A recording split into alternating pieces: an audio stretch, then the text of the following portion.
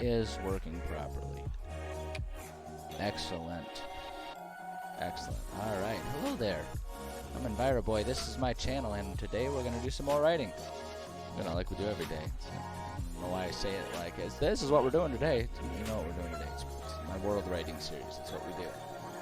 What else would I do? What else would I do during world writing? But that's what we're going to do today.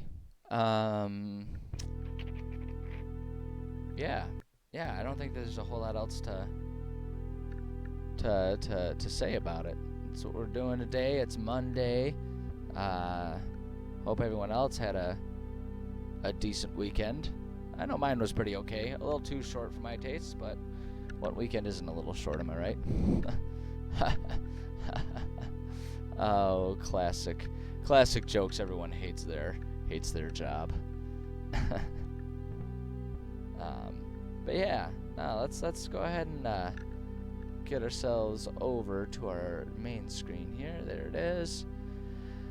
All right. So, what did we do last time? What did I do last night? What did we do last time? Hold on. That's that in and of itself is. We last time we were working on all of our factions and our leaders and whatnot, if I'm remembering properly. We kind of got that ironed out, and then we spent some time thinking about exactly what the missions were going to be. And we kind of settled on how the missions would work, where it's like we were going to. I feel like I remember settling on the idea that our dragon was going to be the source of the mission, and either players could, like, there was the Hall of Wisdom here that the dragon wants entry to, and the players, the idea was the players could either access the keys to help the dragon, and in that situation there would be some weird monster in there that they would have to fight. And then that would earn the dragon's permission. Or if they decide to be confrontational about it, that the situation would be that the dragon has made that its lair, and they need to gain access to it to be able to take down the dragon. And either way to do that, they would have to visit some of these other places for information. And actually, we can kind of double check that by coming up here. Yeah, so here's our main campaign steps. Players first encounter Yodris. Players are part of the expedition crew when it is approached by Yodris. DM will do a lot of yes and role play. Usher players towards one of two options based on their attitudes through it all. Yodris can explain about the legend of the Hall of Wisdom and his desire to have it unlocked. Will agree to let the expedition continue if players get him into the hall, or Yodris will threaten to kill everyone that is part of the expedition if they continue their work. And if that happens, a scholar back in Novotrokladny will instead give players legend of items that weaken dragons. That's right, that's what it was.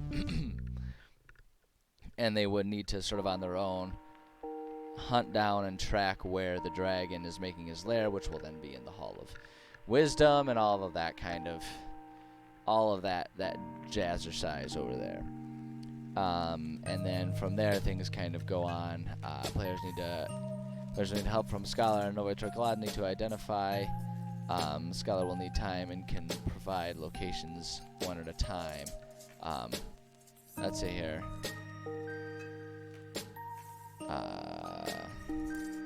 And I'm going to just add a little bit of clarification here. To identify either the key locations or the items that can be used against Yodris.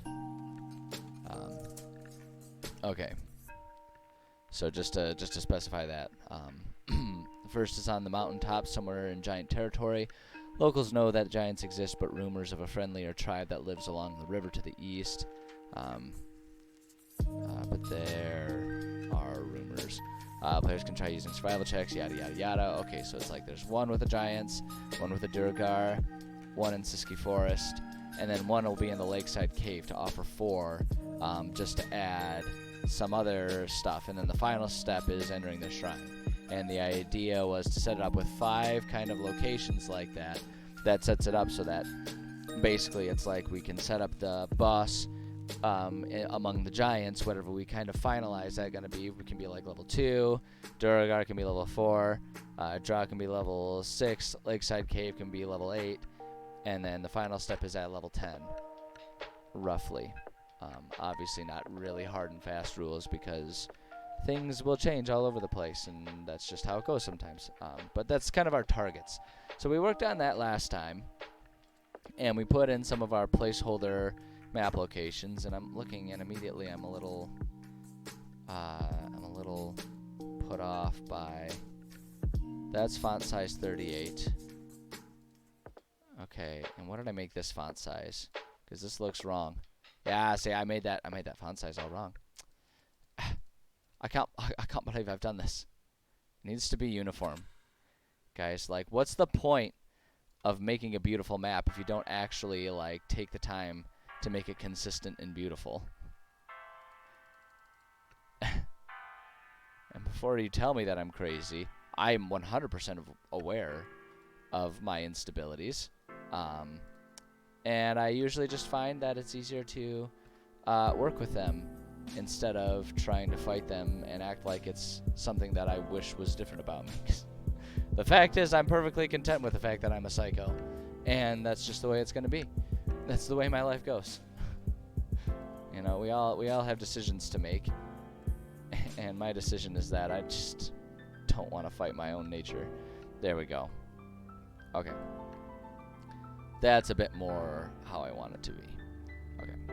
So, there. Much better. Much better. See, already with these types of things, we're starting to see our world kind of fill out a little bit. There's always kind of a fine line to draw with making a world feel... with avoiding a world feeling too empty without it also feeling too cluttered. And I think we're on the right track, because I think if we add just a couple other secondary locations, you know, by adding a few side quests that can branch from any of these locations, right? Any of the existing locations, probably except for Hall of Wisdom, considering that's our final, you know, end game location. But if we have, like, you know, 2 things branch off from here, right? You know, 1, 2 over there, and then like 2 from here, 1, 2. The waterfall dungeon, maybe 1 or 2 over there. With this area, maybe 1 or 2 on up there. 1 or 2 around underground over here, and 1 or 2 in the mountains up over here. Suddenly that starts looking like a pretty full map, right? And it doesn't take a whole lot extra. So we'll kind of get there, and it's all just a constant process of layering things on, adding more things where fit, and just kind of moving forward that way. But today, what I really want to work on... oops, I need to... Oh my goodness gracious, I'm having troubles here. There we go. I want to work on our city here. I want to establish this because it's going to be an important thing for players to have. Players will certainly need to have a sort of home base, like a home base for basic operations and everything. They're going to need a place where they can go and sell things, buy things, places where they can easily spend the night at an inn, you know, get information, all of that kind of stuff. So I want to get working, and today's goal is to at least have ourselves a foundation of our city, right? Because it really is. It's critical. It's critical for players. If they don't have that, then a lot of the standard tools that players typically fall back on for getting information, getting quests, understanding where they're supposed to go, getting items, once, you know, because we're going to give them all kinds of gold as loot. So it's like, what do they do with that gold if there's no shops nearby? Oh, there we go. We're going to give them a shop. So this is a really critical part. And I always like to kind of establish that too, because once we've got our basics for our city in place, it's very easy for us to have more things coming and going from that city. Like, it's very easy for us to then, like, oh, You know, in this mission, we reference something in the city that they'll need, and we haven't put that in there. We can just slide a little blurb into the city, and we don't need to worry about it because we've already got our baseline there. And a lot of times it's very easy to fit that in and just add a footnote because it's like, oh, there's another thing that they might need from a scholar, and we've already established our scholar, so let's just add that to the bulleted list of stuff that he can provide them. And it's like, it's done, it's a quick, easy thing to do, so that way we don't forget about it, which is an easy thing to do once we start getting into like the very complex, you know, world building things that we're working on here. Once we get to that kind of spider web of a world and a campaign that this is slowly turning into. So, let's see here. What we need to do is go into our atlas here. We have a whole lot of placeholders here that are empty, and we will eventually fill those. My goal is to kind of fill all of these and work on this type of stuff throughout the week, because I think the way I'm going to do this is have, just to make it easy to have the potential for different approaches to everything, I'm going to have these places, you know, Cognaral, the Ashran Nalor, and like this Runt tribe here. I'm going to have them. This still looks like it's the wrong font size. Hold up. Damn it. Hold on. And move that there. I actually want this. Hold on. I apologize. You know, sometimes you just gotta get things right. Sometimes once you observe something, you gotta get it right. There we go. Okay. Yeesh. At any rate, I think I want to set the dungeons where the key and or item are going to be hidden. I want those to be placed separately from the cities here. And because I want it to be possible for players to have positive interactions with any of these societies if that's the route they choose to take, particularly if they're trying to go against the dragon and they want allies that can provide information or help them gain access to whatever items they're trying to find. And I think that's easier to do if we don't, from the outset, establish these as dungeons, you know, that are going to inherently have conflict, traps, enemies, all that kind of stuff, because that's going to put, even if we try to make it so that it's like, oh, well, it's full of Durgar and they're like willing to talk with players or something like that. If we've already established a place like that, we run into one of two problems. If they don't immediately, you know, if they're not intending to go in through conflict, either we put them in a situation where they are going to be triggering all these traps and stuff, and that's going to put them in the mindset of like, oh, there's no talking with these people, we might as well just kill them all.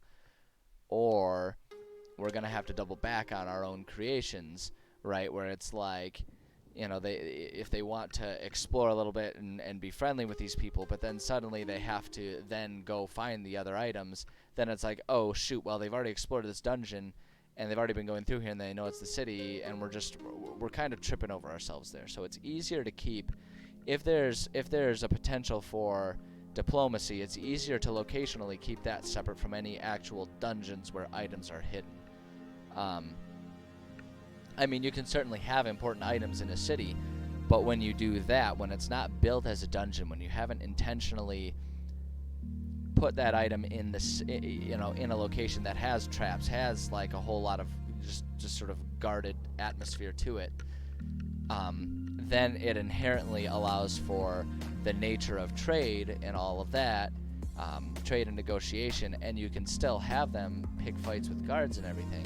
But you're not kind of forcing that attitude, whereas if you've intentionally made a dungeon, then you've kind of forced that attitude out of the players, and it can get you in trouble as a DM. So it's just easier to consider dungeons separate from cities, and make sure you design them appropriately based on what kind of interactions you want to encourage in any situation. You know, with a city, we're kind of inherently encouraging diplomacy, conversation, because we're building a living, breathing thing with civilians that will just sort of have more metered reactions to players, whether they're positive or negative.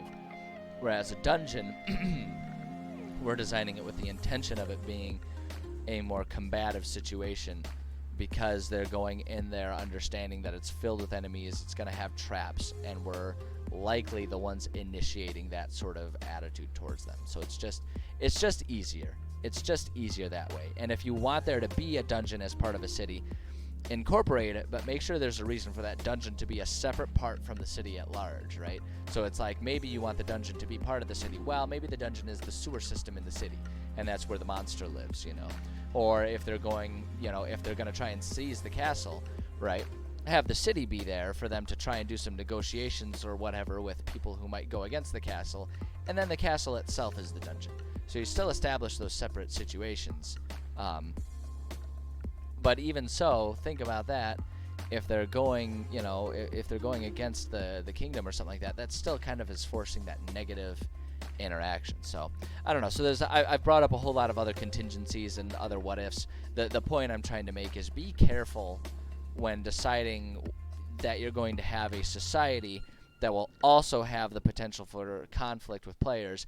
Be sure that you're paying attention to what locations invoke what attitudes from the players, because that will then influence how everything else reacts to the players, and you don't want to accidentally cut off the players from anything important that they're going to need, right? And so if I want the players to be able to maybe simultaneously find a long lost key, you know, that the Durgar may or may not be aware of, then, but I still want them to also be in, you know, potential alliance with the Durgar, it's best to not put that key in the Durgar stronghold, so that they're not inherently upsetting the Durgar by sneaking around and stealing things from them. You can still have that potentiality, and what I'll probably do is have a dungeon somewhere over in this region, not far from there, and just have the Durgar have this attitude of everything in the mountainous halls belongs to us. If you find it, it's ours, and you're expected to bring it.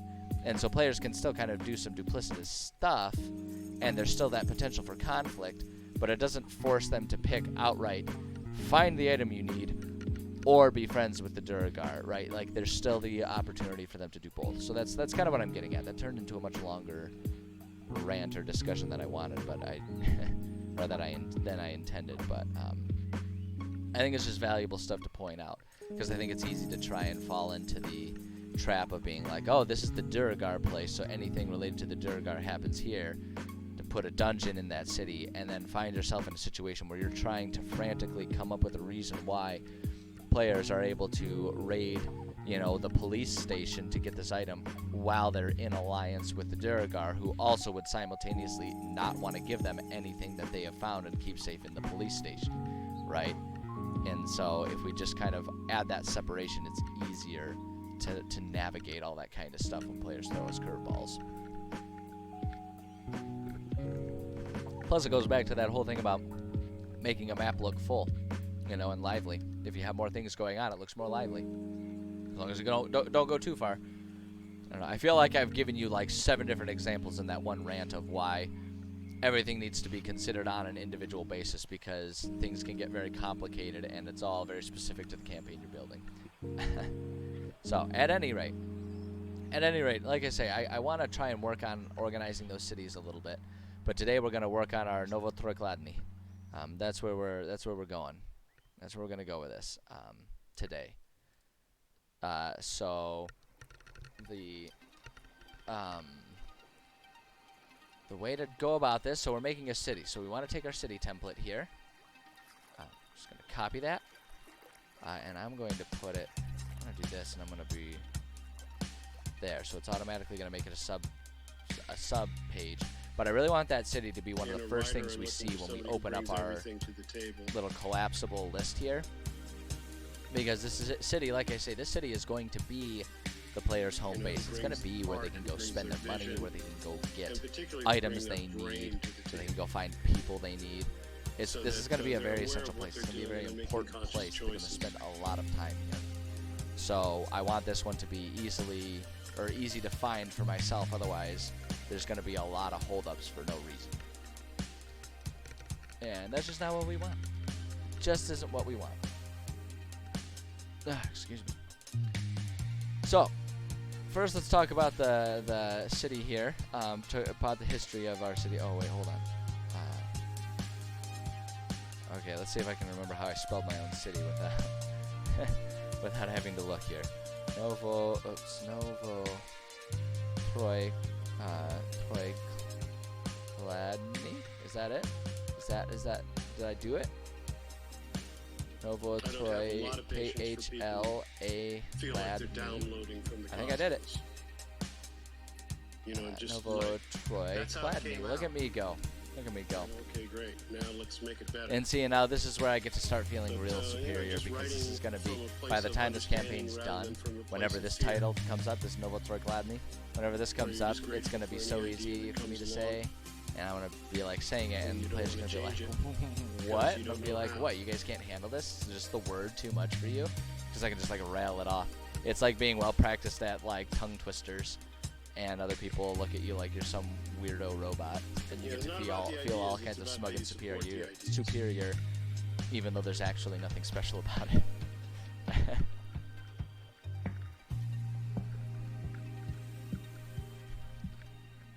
Okay, so history of this town. Obviously, there's not going to be any pre-unhinging town information. This town was built explicitly to service the people of our forward base here, down, you know, as needed. It's meant to, it exists to offer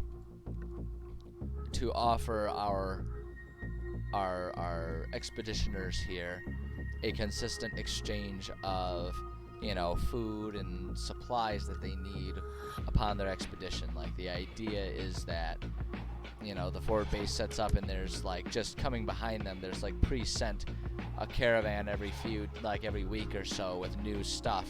So there might be a couple caravans on the way at any given time, you know, depending on how many days. The idea for this one, actually, it wouldn't be that bad. This is only going to be a couple days worth of travel. I should probably put a distance key here. You know what? Before I forget about it, I'm going to go ahead and do that right now.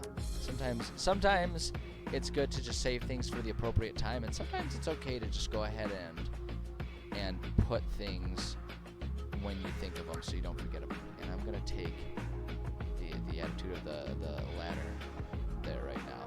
I'm going to put like our compass rose here. I'm going to put that right up there. Just put a nice little compass rose there.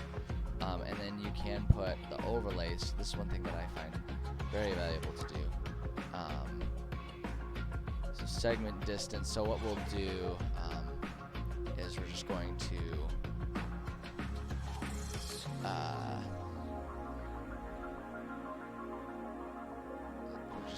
put down.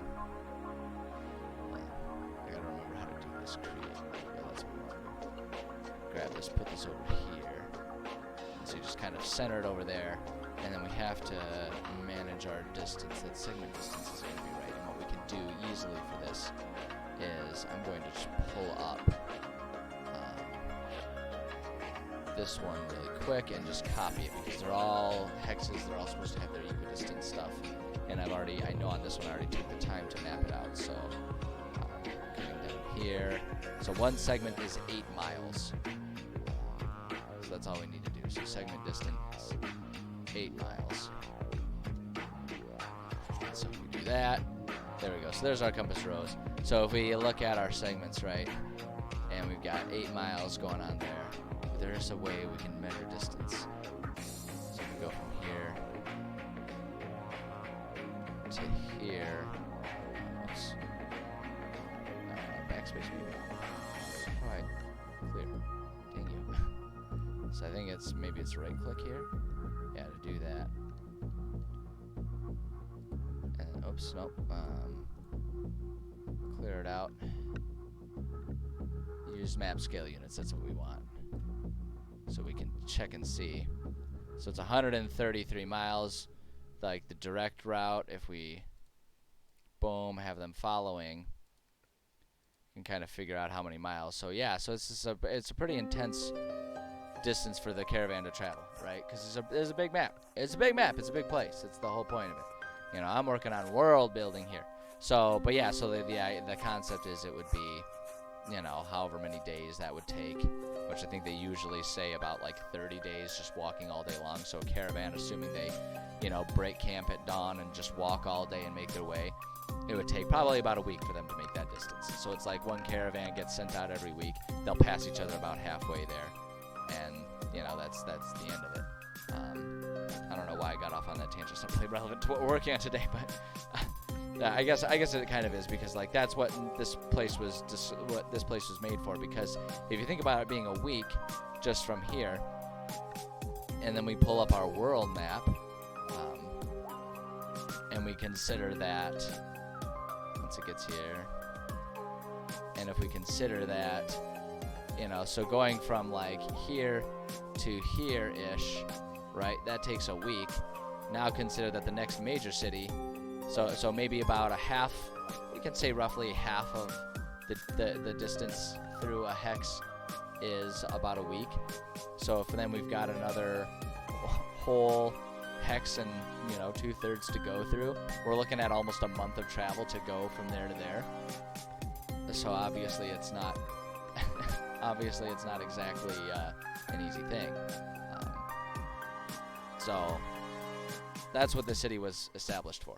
So we're going to keep that in mind as we're organizing the city. It's 100% meant to be a city that can grow crops, provide plenty of fishing and hunting opportunities to collect resources and needs, to then be able to provide supplies to these guys down here, is the idea. So we'll keep that in mind as we're writing this. So the history, Novo Troikladny was established by the expedition. Let's see here. How do I want to say this? It was established by the expedition crew, focused on establishing the Golden Trade Route.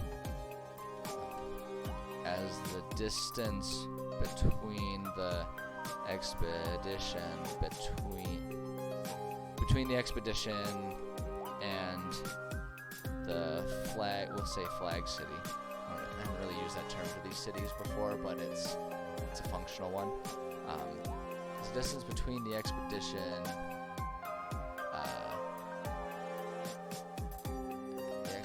and the flag city of Fosvik grew. It became more and more difficult for caravans to reliably provide the crew with resources needed, as the number of supply runs grew with each passing week. So it's like, because that distance, they have to send them out and enough intervals to provide whatever resources they need in a reasonable amount of time, right? So like it would start off with like once a week they would send them there, and when they were only a couple days away, not a big deal. One would go out and then that same one would come back.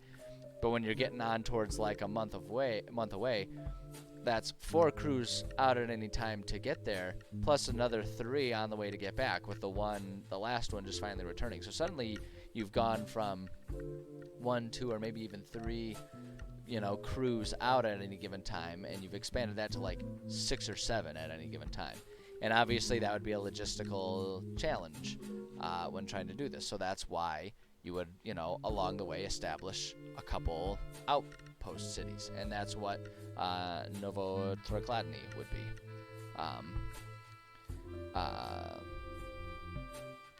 Resource number became more and more difficult. So the solution was to build a settlement. That could grow and produce whatever resources the the expedition crew would need some producer and take that burden off of the shoulders of Fusvik. Establishing the city was not the easiest task. However, because the thing to think about here now, like, and this will give us this is good stuff to think about, because even though it is stuff that is unlikely to actually come up with, with the players while they're playing, it is good stuff that will, hold on a second, I'm just like way off center for the camera here and it bothers me. There, that's better. Sorry, it bothers me. These are the things that I notice and bother me, and like I say, I can fight it or I can just accept it and move on with my life. So, but yeah, so a lot of this information, a lot of this history, especially for just the city, since it's an outpost city, there's no history here. There's no ancient buildings that they're building their current society in the shell of, right? Like, this is a fully formed new, thatched roof cottage type of city that's growing and will probably eventually turn into its own city. But at the moment, it's a brand new thing. And that presents a very different attitude, a very different demographic, a very different feel to the city than what the players can expect in any of our other cities that we have. So it's valuable information to put down, just like how doing our random tables gives us an idea to maintain consistency on what players can expect to encounter throughout the whole region. By putting this background, right, establishing this foundational element of our city, it can inform what players can expect to encounter from people or shops or whatever while they're just exploring the city at large, right? So it's like we've zoomed in the microscope a little bit, but we still have to establish a background generality for it before we start adding in our specific written details. That's all that's there is to it, and that's kind of why I'm taking the time to do this and why it's important to do this.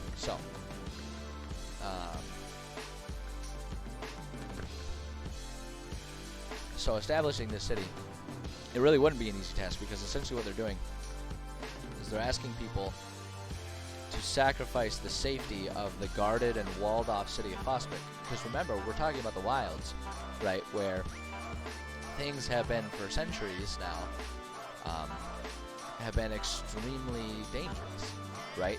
It's a known fact that if you leave the safety walls of Fosvik or any of the other 10 or so guarded cities in this world, it's a known fact that you do so at your own risk, and that it is a very realistic possibility that you will never come home. And so we are now asking an entire city's worth of people, a self-sustaining population worth of people. So we're talking like 500 people or so if you want to really have a self-sustaining population building a city, right, that can also provide for our expedition as well as themselves, right? We're asking them to abandon all safety and everything they've known for their entire lives, really, at this point in time. We're asking them to willfully go out and probably for the rest of their lives, whether that's because they successfully build a home and stay there or get eaten by a horrible monster, we're asking them to go out into this unknown place and just, say see ya to whatever safety they need beforehand. So that's not an easy thing to ask any group of people to do. That's like, realistically, that's like asking, that would be like asking 5,000 humans, say like, all right, well, we're trying to establish a colony on Mars. And while everyone agrees that that's a fun, that it's a fun thought experiment to think about, like, oh, wow, how cool would it be to be one of the first humans that ever lived on Mars? But what people don't think about is like, yep, we're going to ship you off. You're going to be on a ship for a couple years. You're going to go there, and there's no guarantee you're going to survive. Things could go horribly, and you could all die horrible deaths of, rapid expulsion of air into the atmosphere. Everything could go wrong, and your food could run out, and you could slowly die. Your water purification system could go out, and you could all die of thirst. Horrible things. Oxygen purification could slowly go wrong, or like, fuck, Martians from underground could come up and eat you guys all. Like, there's a million possibilities that could result in horrible, uncomfortable, sad death. and you'll never really have the opportunity to come home. You know, you can't just serve your time and come home. Who wants to do it? That's a challenge. That's a real challenge to get people on board with that, you know, because it's also hard work. It's not like you just go there and it's not like you're just camping the rest of your life. You know, it's not all fun and games. You're establishing a colony. You're building something from nothing. And so when we're trying to write this city of Novotrokladny, I have to start calling it like Novo or something like that. But now that I've got it down, it's so fun to say. Now that I've got it down. But yeah, so like as we're trying to write this city, you know, it's good to keep that sort of attitude in mind, because the people that do this are going to be a very specific type of people. You know, there's probably a few different types of people, but they're all going to be very specific personalities that would be willing to do this type of thing. And so that's going to really impact what the city is like and how we build it and what types of amenities and everything are available here. Right? So, I don't know. Again, another long way. Apparently, I'm in just like the mood to monologue today. You know, a long monologue there. But with the point of pointing out, like, we want to keep in mind what the history of this is, because I don't ever want any of my cities to feel like, you know, small town number 72. You know, I don't want any of them to just be like, I don't want my cities to all feel the same. I don't want them to feel like a generic extra in a movie where it could be literally anyone and no one cares because it's just in the background.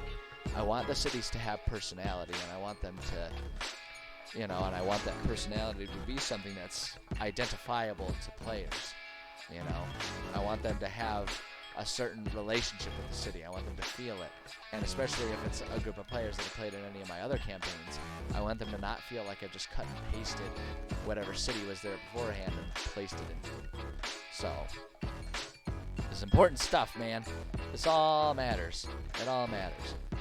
So establishing the city was not the easiest task, however.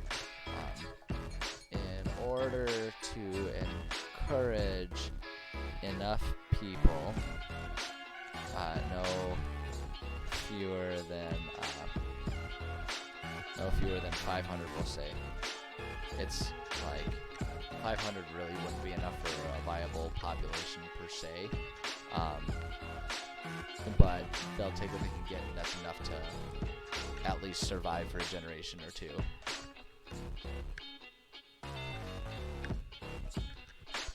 So we'll say about that much. Let's see here. In order to encourage enough people to partake in this adventure, the King of Fosvik, and that would be a real person, but we're not worrying about it, so we're just going to leave it there. The King of Fosvik offered promises of familial wealth that, though it would mean little within the borders of this new city born from nothing, though it would mean little within the borders, should any one of these familial lines for the next few generations return to Fosvik, they would find themselves financially among the wealthy elite. So it's like, that's the one thing that would be hard about this, right? Like, kind of think about that too. Again, for using our expedition to Mars example, you know, if we were like, yeah, we'll make you a millionaire, it doesn't matter on Mars because it's not like there's a boat shop that you can, you know, get a yacht at. But, you know, maybe it's like your family for the next 3 generations are like, they're set, you know, they're good to go. They're good to go. You know, and so the idea could be the same thing here, where it's like, especially in this place, because it's a little less isolated than Mars, because it's more realistic for these people to join one of the caravans they are legitimately they're trying to build a trade route. So the idea is that eventually there will regularly, consistently, every week or so be large trade caravans that will travel along there and probably make stops at places like Novotrogladny.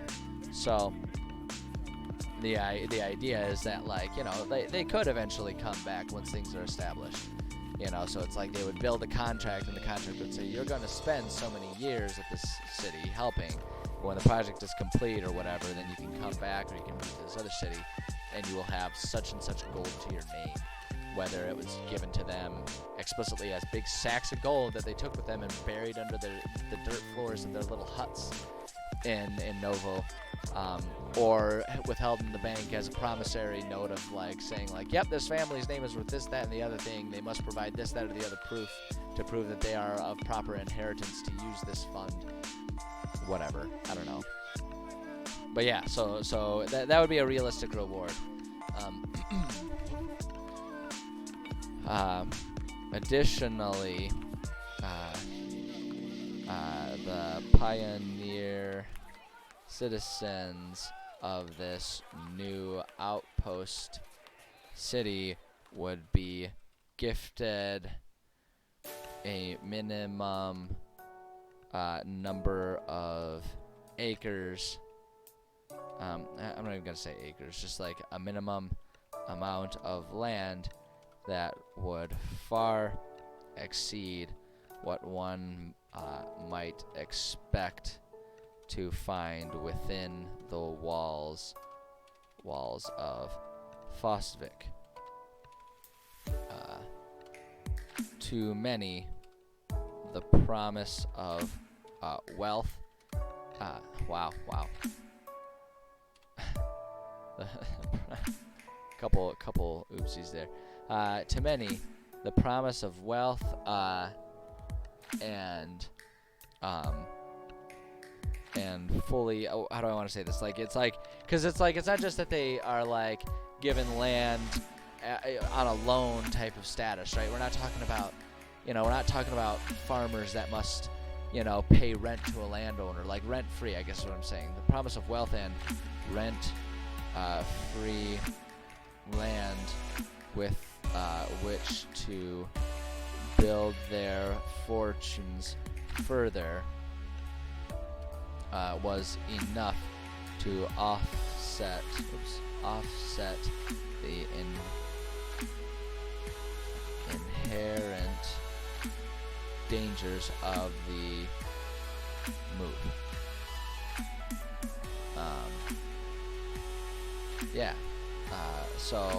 So that's pretty much what it is. It's like the city would just offer them hey, we'll make you rich and you'll have all kinds of money, so you don't even have to spend your newfound wealth on building your wealth or maintaining it. It's just we'll give you wealth and the means to maintain it right here, right now.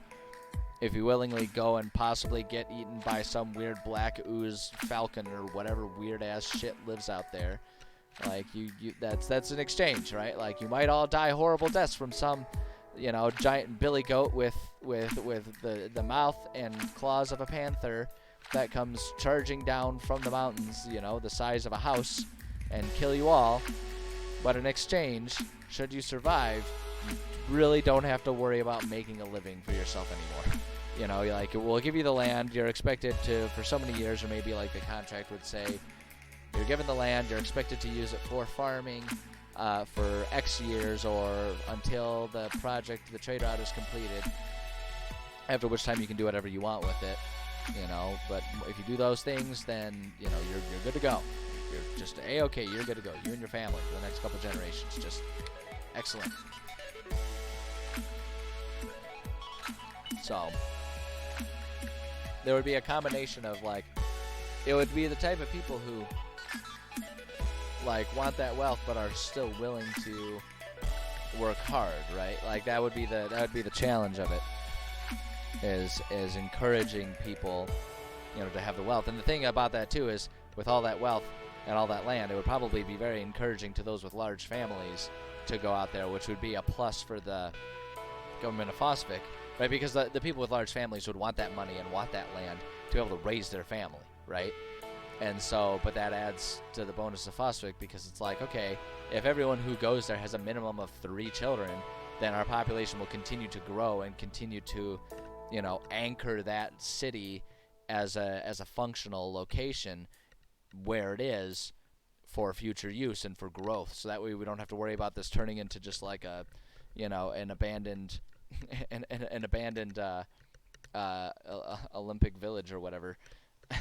Once the route is done, sort of the idea. So I don't know. Again, I'm like ranting so much today. I don't really know why. I guess I'm just in a mood. But yeah. So though still a very dangerous enterprise, the promise of wealth. Let's see here. Let's see here. I guess I already kind of said. All right. This is a move. The city was established.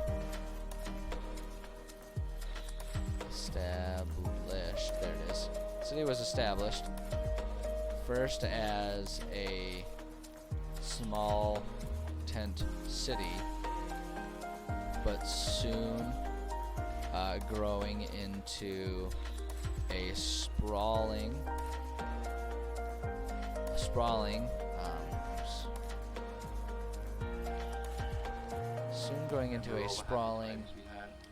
if simple farming community. Through joint efforts and occasional trade caravans running between Novotroikladny,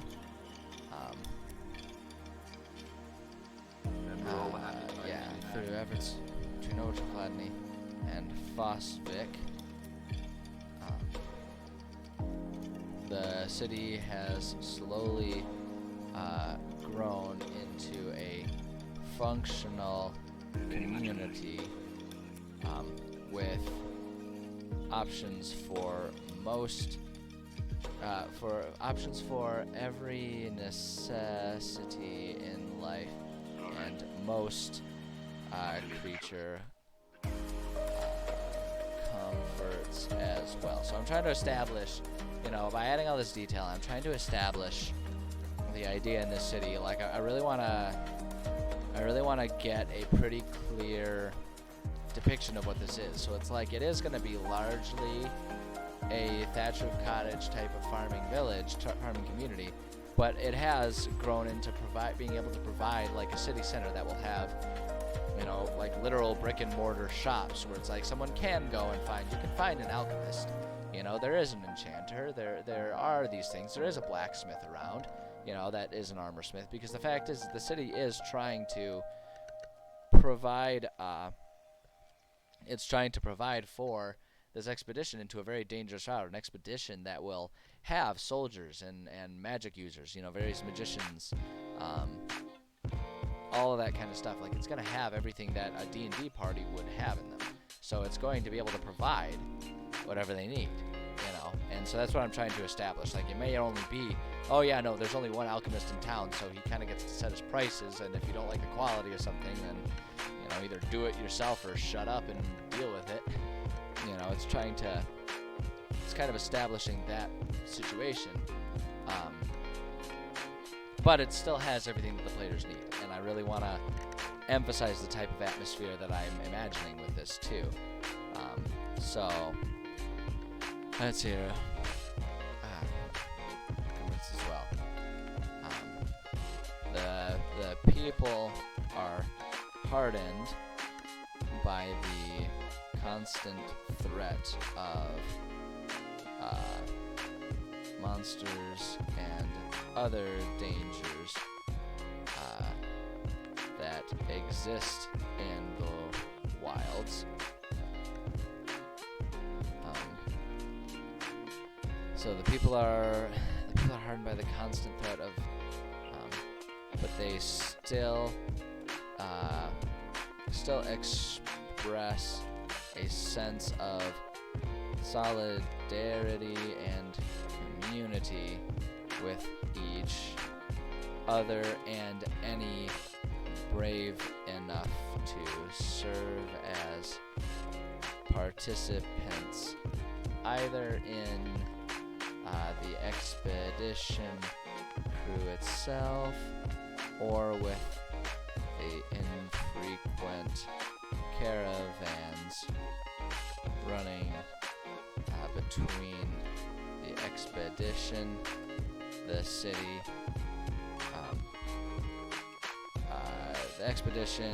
the village itself,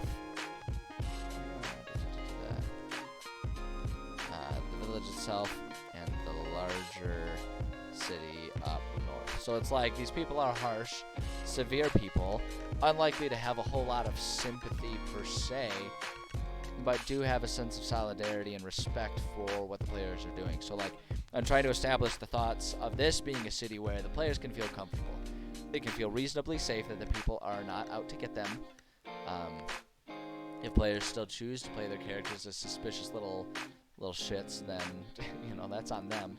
And many players will do that. Many players will just not care for whatever attitude I'm trying to present for this city. But if that's what they do, it's going to be because they're little buttheads, not because I didn't provide the opportunity for it to be a safe, comfortable, reasonable place for them to be. It's all on them if they make enemies in that city. Not my fault. And I think that's kind of all we need for this city, at least as far as the history goes. So the demographics here.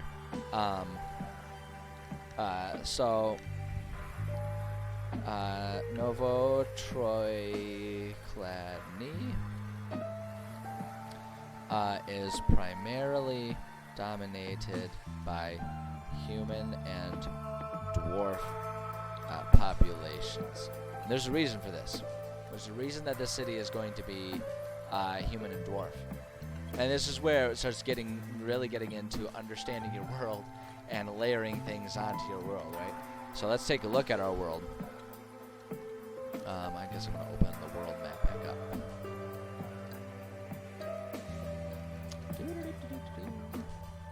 Should just left it open. Okay, so looking at our world here, right? So this is our larger region. This is our specific region, this hex right here, right? But this is kind of our larger place that we're working with here. So we have pre-unhinging, we have elven populations that will probably live in and amongst the forest here.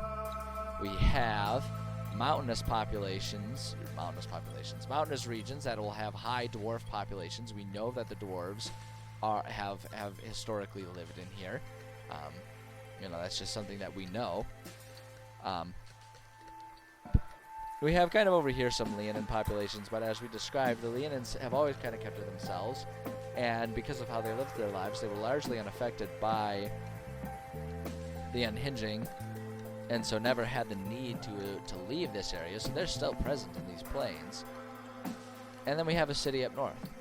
So what happened during the unhinging is, as we've sort of talked about, the populations of these areas, these forests, these mountains, these regions that ended up being like very high concentration areas for all sorts of different horrible monstrosities that came to be, is the people understandably fled. They fled to the cities that were known to be the biggest, most well-fortified cities within the area. So while many dwarves would have actually just tried to go into our, towards, Kagdaral here, even those in Kagdaral, as we've learned with the Durgar, that was a place that ended up being, a hot spot for people being trapped and turning into these Durgar. So then, and so those who didn't, clear. What we're just going to do, I'm just going to, because we're just going to be moving around and looking, we're going to make sure that I don't put myself in a position where I'm accidentally drawing things I don't want to draw. So that's the general situation. And so when we look at this area, right? So we have dwarves from this area would have gone here and turned into Duragar. But what about the dwarves in these areas, right? Suddenly, going through the tunnels or going through the mountaintops is a very daunting task, because even for dwarves, this isn't a short distance to go underground, especially when there are all kinds of rifts and tears in reality that are resulting in horrible monsters filling up all of these tunnels. So what do? They flee to the north, right? They flee to the north. Oh shit! Oh god, it's a raid! Oh god, we're getting raided. We're getting raided. We're getting raided. Okay. Welcome everyone. Thank you, Packer Taco, for the follow. Thank you, OSU4 fan, for the raid. Welcome everybody. We're doing some world building here. Oh, thank you for the follow, OSU fan. I appreciate it. I appreciate you guys being here. Boy, things just got real exciting around here. We're working on some world building here, and we're discussing the demographics of the city that we're working on, this city right here, based on the history of this world and the mountainous regions and the forest regions in reference to my whole world map up here, right? Long story short, we're building a campaign in this hex alone, and we're discussing the history and why that matters for what the population and the demographics within the city that exists here for the campaign, and yada yada. And so what I'm describing is, within the history of my world, there's an event called the Unhinging.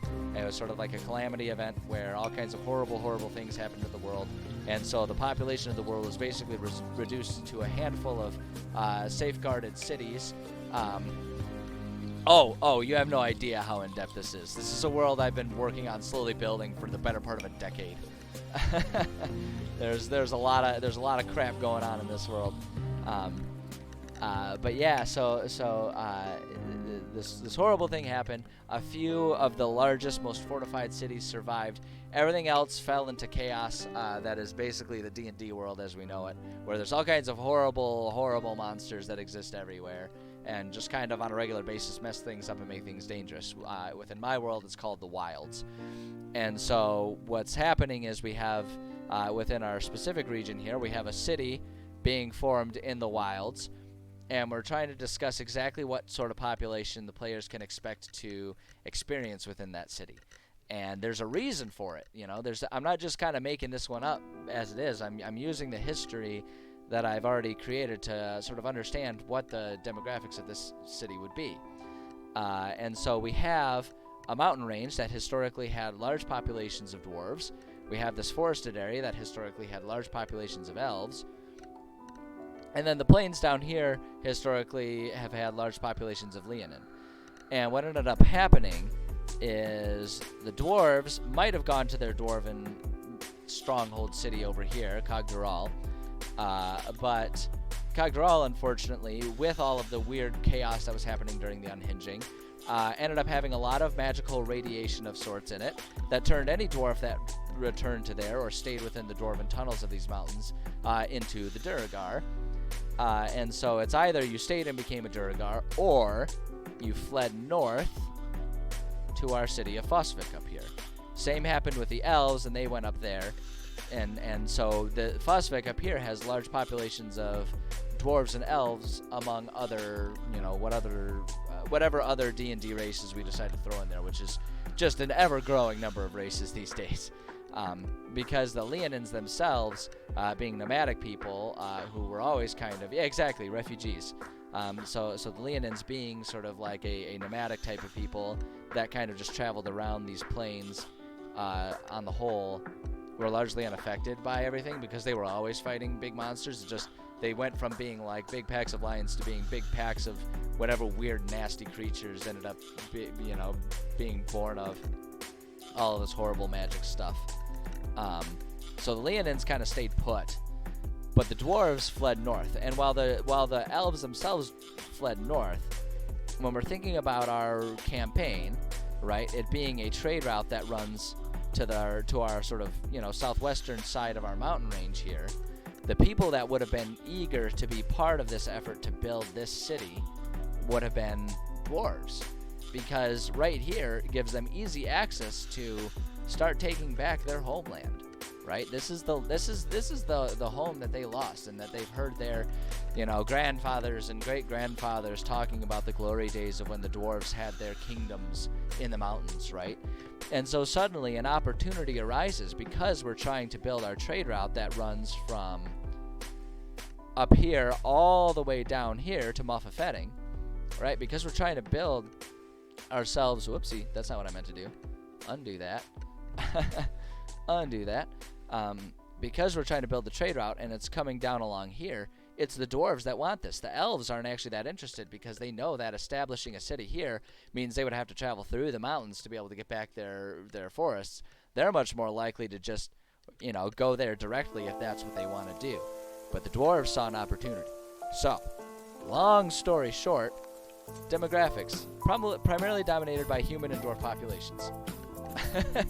and like I said, there's a reason for it, and I just wanted to take the time to explain that, because I think that when we, as world builders and DMs, take the time to have sort of that historic context and that sense of consistency about our world, that's what ends up making our world feel I don't want to say realistic because we're talking about D&D. Hey, Gift of Gabby, how's it going? I don't want to say realistic because it's D&D. There's orcs that run around and cast magic at people. But like more believable, I suppose, more consistent within its own logic. And when you have that consistency, have that sense of history about things too, and when you as a DM can sort of like explain that history at the drop of a hat to your players, that's what adds to that sense of immersion. That's what makes them feel like this is a place that their characters live. It's not just, a copied and pasted, this is the city with the general store where you can buy a potion. It's like, this feels like a place where they can get involved. And that's what I've noticed ends up being the most effective way at drawing roleplay and drawing involvement out of players. If you can, as the DM, initiate this sense of, this is a real place where your characters have real impacts and they have a real sense of, do they belong, don't they belong, what types of attitudes, what types of items, what types of yada yada yada exist within this area. That's what kind of gives them a sense of immersion, right? Because that's going to impact what kind of ideas they have about trying to solve whatever problems are happening in the campaign. So it's just, it's a long rant to explain it all, but I think, considering that the point of my streams here and what people seem to like about it is me discussing the theory and the reasons behind the decisions I make for, world building and all of that kind of stuff, I think it's valuable to have these discussions and sort of explain it. Because, like I say, these are the types of things that I end up finding success with as a DM. So demographics, Nova Tricladony is primarily dominated by human and dwarf populations. The large human population, we'll need one P there. Large human population is an expected result of the large human population in Fosvik. Given its history as a primarily human settlement, and that's just true. Fosvik was primarily a human settlement. Humans established the city, and then refugees fled there and made it much more diverse than it would have historically been. So that's just a simple expected thing. We're just putting that in there for the sake of what's the term? I don't know, for the sake of doing it, whatever. It doesn't matter. There's a word that I'm trying to find, but it just doesn't matter. It just, propriety maybe? That's not quite the right word. I don't know, who cares? I'm not a writer. I'm not actually a writer, I just pretend to be. But I'm not going to tell you guys that because I want to convince you that I know what I'm doing. So. Alright, large human population. The large dwarven population is a bit more interesting. However, and I always like to add a little bit of flowery language to these descriptions when I'm adding them here, just because that way I can read them at players ears, and it sounds a bit fancier than me just trying to just like remember details in a pretty way off the top of my head. It's a bit more interesting, however. Many among the dwarven populations, many among the dwarven population of Fosvik understood the opportunity inherent in establishing a new city in the foothills of the High Doom Mountains, which is the name of the mountain range that they're all kind of going to. Having grown up listening to tales passed down through the generations,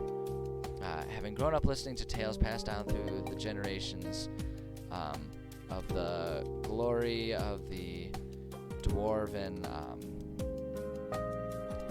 kingdom in the mountain halls.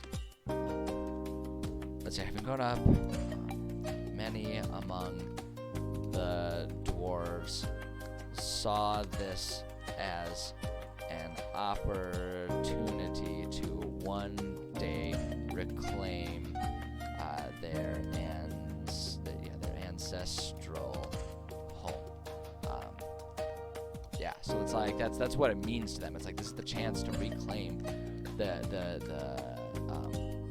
home that they've heard all these beautiful stories about, right? They've heard about these tall, grand hallways, these tunnels that were the home, that were like literally carved and built by their ancestors. And it's like this is our chance to go there, right? This is our chance to reclaim that area, And so that's what they want to do. That's their chance. So it would make sense that there would be a high dwarven population there, even though they, in and of themselves, would probably not be super comfortable in the very warm climate inherent in the Golden Wind Plains. I'm doing well, Gifted Gabby. Thank you for asking. I appreciate that. So it's a rainy day out there, but largely a pretty good one for me so far. Which, hard to complain when that's the situation. All right. Trying to think if there's anything else that we want to say about this. I'm just gonna say to them, service as founders of Novo Troy or Novo Troy Cladney. I don't regret choosing such a long, ridiculous name for this city, but it is a long and ridiculous name for this city. To them, the services founders of in aid of the expedition efforts is a small price to pay for the chance to one day strike out and reclaim the land that they've heard such magical stories about. Well, actually, although I'm going to change this though. It's not the land, it's the mountains. That's really what it is. Mountains. Boom, there we go. So it's like, so that's like the important part about it. And I think that's an important thing to talk about also, because it's like that's going to really inform the attitude of the dwarves, right? So it's like the dwarves themselves that players encounter when they're in the city are likely to be much more, I guess I would use the term hopeful individuals, right? They're not people who are just like, well, there was an opportunity to make a lot of money with the contract with, the rulers of Fosvik, who wanted to, were willing to provide wealth and land to us in exchange for us taking that wealth and land and establishing a new city. To a lot of like the humans, it's like it's a job. It was an opportunity to have some of my own land, and that seemed nice. So it's like they're still gonna be positive because they own their own land, but it's like for them, what they're trying to get out of it has already been gotten, right? So now they're just kind of going about and living their lives, which makes them content, and so they're not unpleasant. But then when you consider the dwarves, like the dwarves are much more driven, much more like they haven't already claimed what they were after, which makes them sort of much more, I guess driven is the right word, not necessarily driven to make, Nova Torikladny the best city ever, but more so like they're driven to, they have that sort of hope, there's something inside of them that pushes them to be encouraged and happy and looking forward, not just looking towards the present. Which is a subtle difference, but I think it's an important one if we're going to end up making important NPCs that are both human and dwarven within the city. If we're trying to build an immersive world for our players, then those subtle differences can be really important, and I don't know, and a lot of that is going to depend on the group. Because there are certainly groups that I've been the DM for that they couldn't give a rip about that kind of stuff. But it's like, if we write a campaign with the opportunity for that in there, that way we're ready for it, and we have it when we come up with a group that is really into that kind of stuff, right? That's why I try to pack so many details within my worlds, so that way whatever details end up being important to a specific group, they're there, and I can present it, and I can present exactly the game that my players want. And for me, that's what makes DMing satisfying, and that's what makes the world building process of it so fun, is knowing that I'm building a world that no matter who's in it can potentially be extremely immersive and exciting. And that's what we're in it for, right? Okay, so next is to think about our leadership.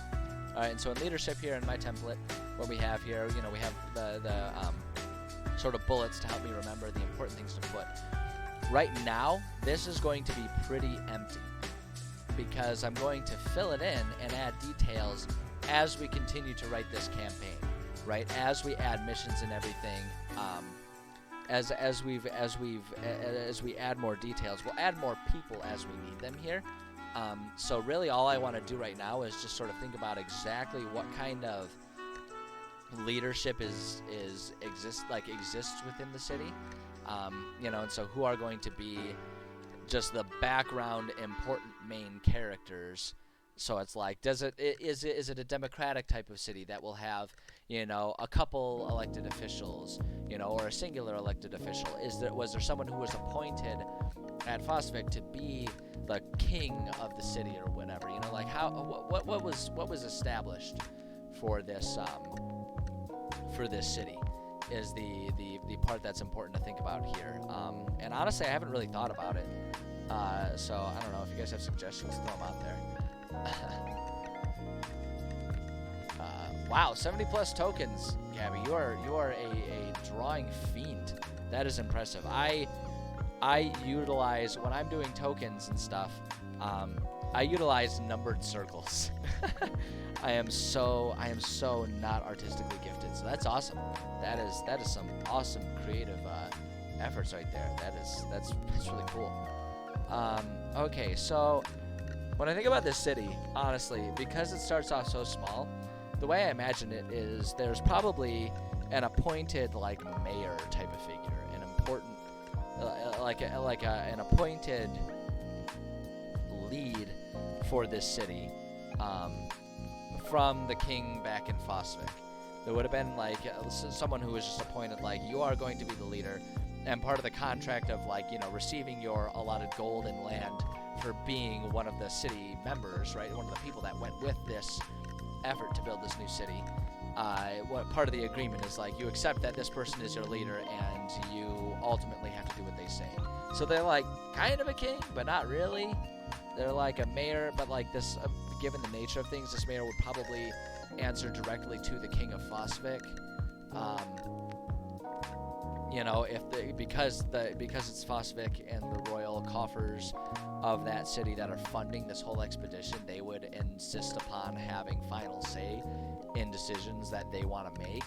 And so this leader would probably be kind of a puppet that doesn't make them necessarily bad or corrupt. In fact, I imagine that this would be almost more of a military or city guard type of leader, someone who knows how to keep a city safe, since the city is being established from nothing in the middle of the wilds, what is well known as one of the most dangerous places to survive in this world, right? Because that's the environment we're working on here. I imagine that it would be a leader who probably is very fair, but also probably pretty dispassionate about a lot of things, in the sense that he doesn't really give a rip about like your property disputes with people. His attitude is probably like, if you come to me with that, I will walk out there, choose a line that I think is fair, and you will accept it. So either figure your shit out yourselves and don't bother me, or I'm going to come out here and I don't care about your arguments, I don't care about that kind of stuff. Here, like someone come out, measure out equal amounts of acreage. Okay, there's the line. Deal with it. And it's like that would be his solution. So it's not necessarily that he's mean or anything. He doesn't have time for that, because he's trying to keep a city that is experiencing potential monstrosity type of dangers from water, mountain, and plains. In all directions, there's potential danger impacting the city. So I imagine the leader is, like I say, an appointed mayor. So here's what I'm going to say. Instead of monarch, I'm going to say leadership. Only needs one P. That P key, man. One of these days, I'm going to actually do something about it. But that day will not be today, because I don't feel like pulling apart my keyboard right now. All right, so leadership. So yeah, I wanna do that, and I feel like, given that Fosvik is a primarily human settlement, the king would probably pick a human leader. Not necessarily because of like explicit racism towards dwarves or anything like that, but it's just like it was a human city, and so everything, like the structures have just kind of always been human. The king, who's like gets their birthright kingdom, would probably have mostly human council, right? Because like they would just be council based on his human ancestors, yada yada yada. So I think it would be a human. And I don't know, we need a name for him. So let's do my favorite way of finding names, fantasynamegenerators.com. It's one of my favorite websites. I love this website. This is such a good website. If you need to name things, don't reinvent the wheel. Don't try to come up with names out of nowhere. Use the tools that are there. I like to do, and so for all of my cities and stuff, I actually sort of roughly have them like kind of inspired by real world locations, just very generalized locations. And I do that just because it's easy. It makes it a lot easier to sort of build a flavorful location that has a specific aesthetic that players can relate to, right? Because if I try to just come up with an aesthetic completely out of nowhere, then it's going to be a challenge for players to necessarily feel involved in it. But if I can like describe a whole bunch of Russian architecture or something like that, then it's like, oh, okay, we've got a very clear picture in our brains about what this looks like. And again, that just helps with the player immersion. So Fosvik is very Russian informed. And so we're just going to come up with just a Russian name. We're going to simplify it a lot from these types of things. We'll probably just do a first and last name just for ease for players. But I like doing this Because the other thing, I've explained this before, the other thing that's nice about using a random generator for names is if you're like me and every group that you ever DM for is filled with a bunch of buttheads that like to make fun of and come up with stupid puns for every name that you do, if you just use a randomly generated name as opposed to a name that you took all kinds of time to like carefully craft and come up with, it just hurts a little less when they make a mockery and a joke out of whatever name you come up with, you know, within the first 20 seconds of it. So for our leader of this town, I actually kind of like this one right here. We do Samuel Petrovich or something like that. You know, Mayor Samuel. Like it's got a very, by spelling it like Samuil like that, it's got a very Game of Thrones feel where everyone's gonna easily just call them Sam or Samuel, but it's spelled differently so that way it looks more fantasy. It's one of my favorite approaches to things. Make it easy to say, but make it look fantasy. So we'll call him Samuel. That works. Samuel Petrovich. And of course, when I say it looks fantasy, that's obviously going to be from a very American perspective. I'm American, and my players are American. So if things don't look like the American spelling, it looks fantasy and foreign to us. So sue me. It's part of living in a single location. I'm sure American spellings look real goofy to a lot of Russian individuals. Just putting that one there before someone tries to call me out and be like, well, it's not actually that weird if you're from a different nationality. It's like, duh. Get off my back. Oops, that's not what I wanted to do. I'll underline that. Boy. Gosh dang it, I am struggling right now to try and figure out what the hell I want to do. Samuel is the appointed, and we're just gonna we're just gonna put in quotes, mayor. I don't know that I want to just use the term mayor. That feels a little too modern and not fantasy to call him that, but that's what he is. Samuel is the appointed mayor of the city. He was once a ranking officer in the wall guard of Fossvik, and was an obvious choice to the king to serve as a leader for this pioneer city. Okay.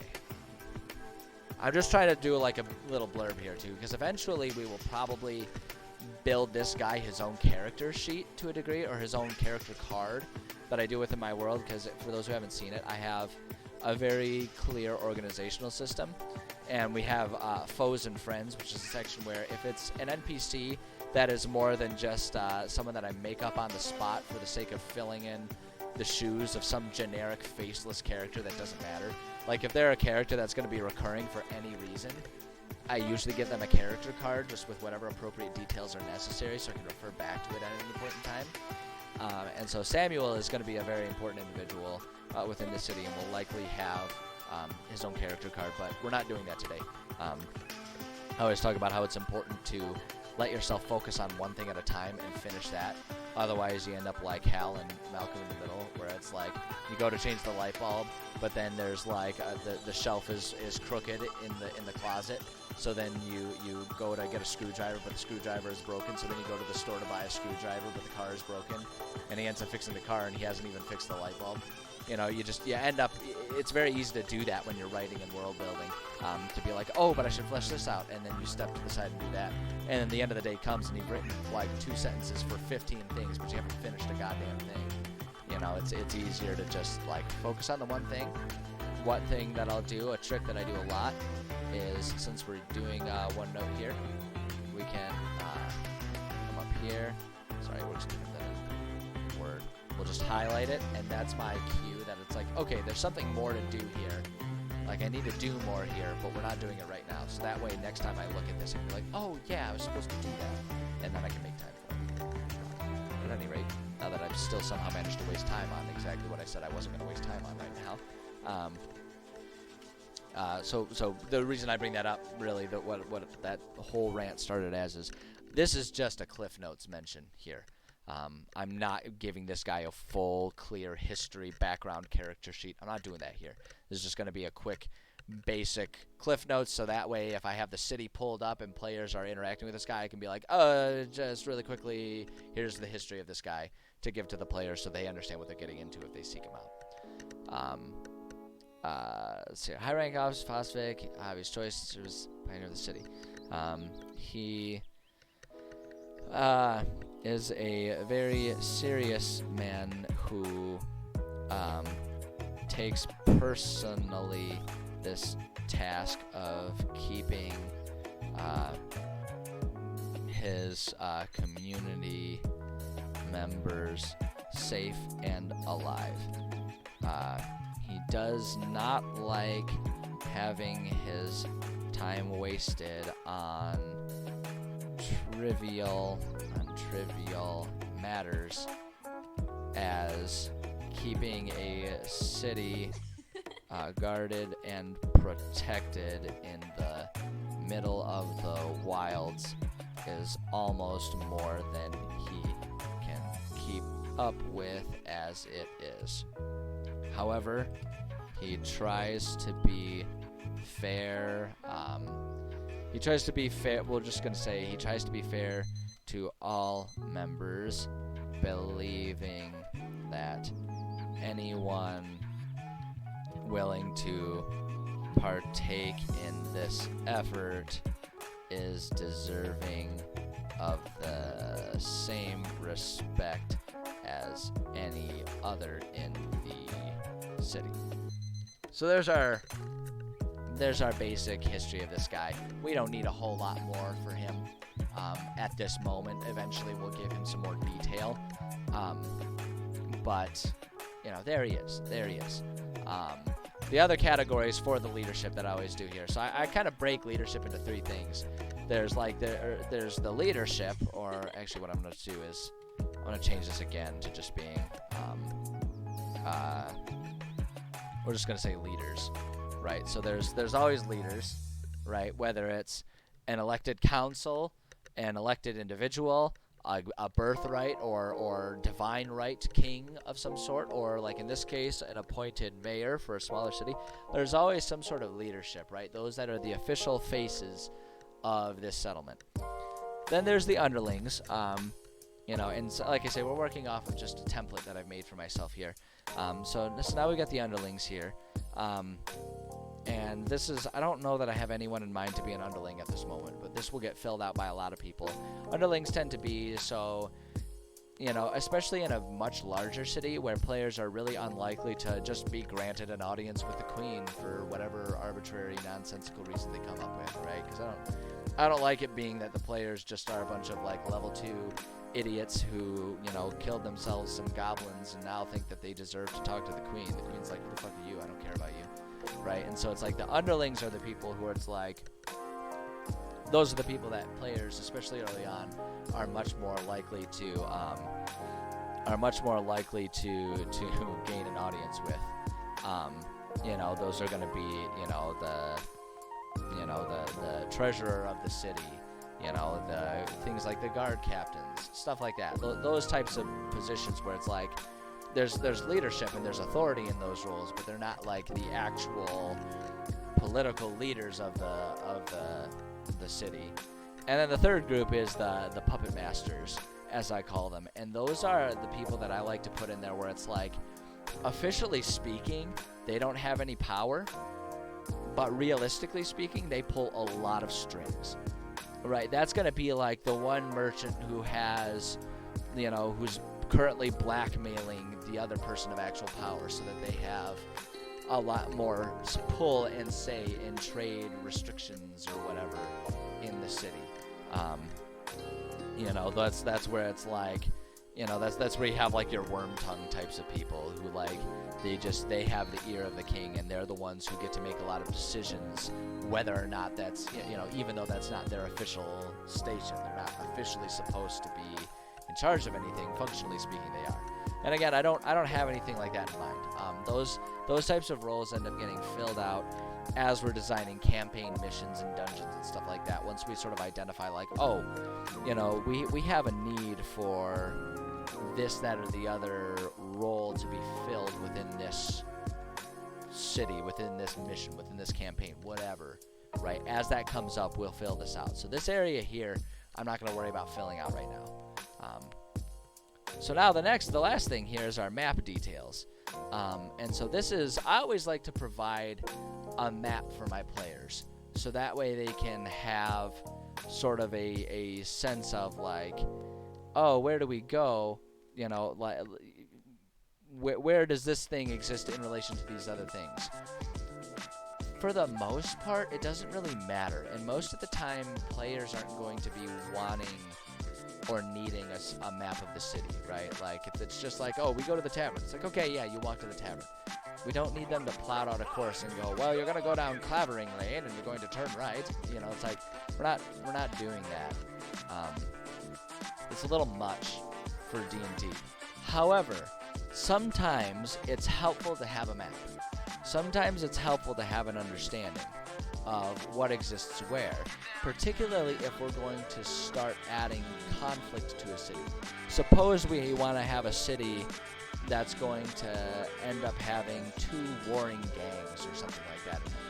It can be helpful then to provide a map that carves out what territory belongs to which, so that players can get a stronger visualization of like, oh, okay, so this part of, you know, this thing we're after is in the northern part of the city. Oh, we can see on the map that that is controlled by this other faction that we're not friendly with. That changes how we're going to approach getting that thing. You know, like, it could be helpful for those situations. Or suppose we give them the potential to be in open conflict with a city, right? Supposing they're somewhat, whether it's because we frame them and that's part of the campaign, or because your players are just being little, you know, gremlins that go around and kill everyone for no reason, which is upsettingly common among a lot of player character groups. But if they want to do that, then suddenly it's like, okay, well, you guys have made enemies with the guard, so here's your map of the areas that are heavily guarded versus areas that are not typically heavily guarded, right? So this is the poor district where most people probably couldn't give a rip about who you are or aren't friendly with. Whereas over here, this is the political district and this is the trade district, and these are going to have much more guard presence. So if you're trying to get to the archives, which are in this location, you know, how do you approach that? What are you going to do with that? And then if you get in trouble, okay, how are you escaping this? Are you going to just immediately find the nearest exit of the city? Are you going to go try and hide in, you know, those areas? How are we going to handle this? So in those situations, it can be helpful to have a map. So the upshot here is that having a map is very unlikely to matter within a peaceful, calm, chill city. But if you want to have the option to let players really go all out and do whatever they so choose, then it's a valuable tool to have. It's a valuable tool to have in your back pocket. Now, as has been demonstrated here, I really like to make my own maps. I'm a big fan of doing that. I think it's a lot easier to make maps exactly as you want them, and make them fit whatever needs you have for them. That said, I've never made a map of a city in this WonderDraft tool. I've used Dungeon Draft to make a lot of dungeons, and I made WonderDraft to make larger overhead maps of like natural environments and everything. Hold on a second. One second, really quickly. I need to.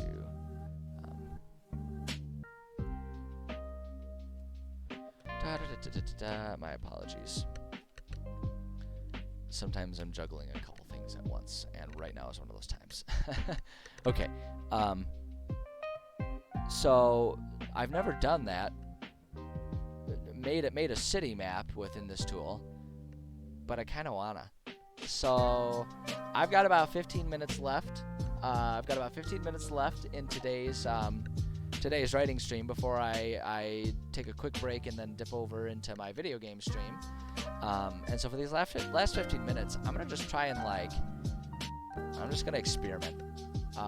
This is gonna be 100% me experimenting. So if you want tips and advice on how to use WonderDraft to make a city map, now is not the time to tune in.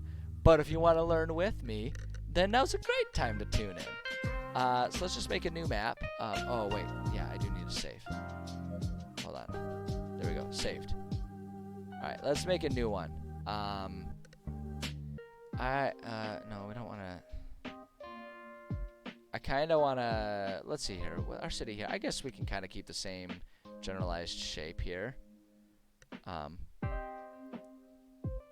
So okay, let's just get ourselves a nice blank template. Okay, so here's our blank template. So the baseline of this tool of WonderDraft, here's one thing that I can do. The baseline of this tool is that this is all actually water. This isn't land, for all intents and purposes. So I'm gonna paint this whole thing with land because this is largely a landlocked city that's just right next to a large lake. Right, so I'm just gonna paint this all in as land.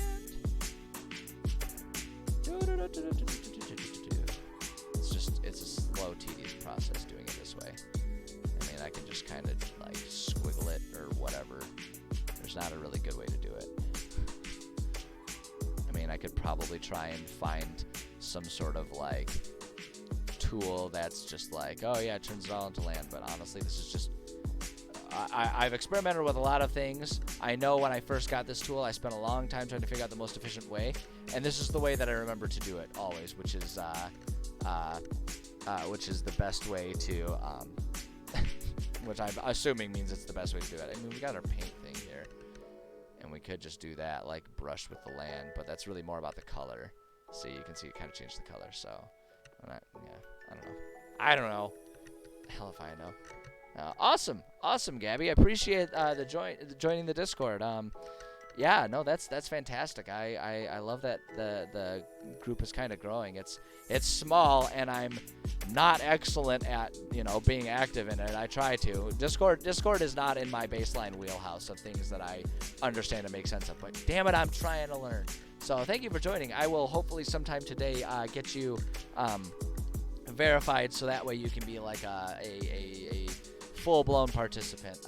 I added the verification process just because I know that in today's day and age, bots are slowly taking over, advertisement bots and stuff. I see them in the chat fairly frequently, and so I don't want them to then take over the Discord. So I will do my best to get you verified before the end of the day today. If I forget, I really am sorry, and you can come back and yell at me for being a forgetful idiot tomorrow. But thank you for joining. I appreciate that. I'm excited about the Discord and seeing it slowly growing into sort of a community that can share and discuss homebrew ideas as well as just memes and goofing around and stuff like that. I do think it's fun, even though it's well outside of my wheelhouse. All right, so let's see here. So if we're gonna build our city, I'm gonna actually, you know what I'm gonna do? I'm gonna reopen our. Why are you not opening? Is unavailable. Might have been moved. Okay, so cancel. Okay, hold on. Gosh dang it! See, already I'm struggling here. Let's go to not that one. We need World Atlas Q5. Try and just open the map that way. There we go. There we go. That's what we needed. It's trying. Oh, good. I'm excited that this might mean the map just disappeared and glitched out for some reason. Oh boy, I promise if that happens, I won't have a meltdown on screen. I will tackle that problem later, and you guys won't have to see me weep tears of all of my hard work of this beautiful map that I had made. I don't know why it's not loading. Alright, well, whatever. I'm just going to have us... We're just going to let that do its own thing and apparently not work right. Okay, well, we know that there's a lake. The proportions are going to be all kinds of goofy here, but we can kind of create our lake thing. Hold on. If we go to water, actually, I think it'll be quicker and easier. Okay, Oh, that's not what we want. That's a freshwater tool, isn't it?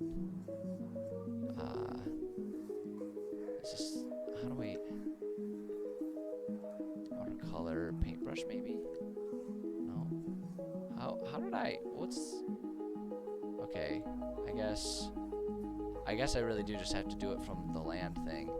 So this tool it lowers the land, because I think it's still frozen. I think it's still frozen. That's a little concerning, I'm not gonna lie. Oh, there it goes. Whew. Oh my god, okay. Alright, I was keeping it under control. Hey, thanks for the follow. I appreciate that. Manolian, yeah, thank you so much for the follow. I really appreciate that. And yeah, no, I was doing my best to keep a poker face going on there, but I was gonna be an unhappy lad if all of this work is gone. This has been the result of, like, in terms of just like if I were to just copy this, like use this as a template to copy it, not very long.